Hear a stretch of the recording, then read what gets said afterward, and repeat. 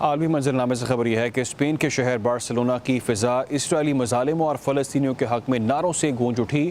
سینکڑوں شہریوں نے بارسلونا صدر ہاؤس اور بلدیہ عظمیٰ کے سامنے فلسطین کے حق میں احتجاجی مظاہرہ کیا۔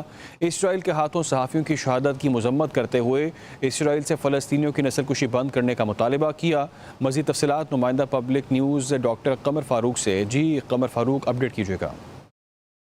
جی میں اس وقت بارسلونا کے صدر ہاؤس اور بلدیہ عظمیٰ کے سامنے پلازا میں موجود ہوں، اور سینکڑوں کے حساب سے یہاں کے لوگ فلسطین کے حق میں مظاہرہ کر رہے ہیں۔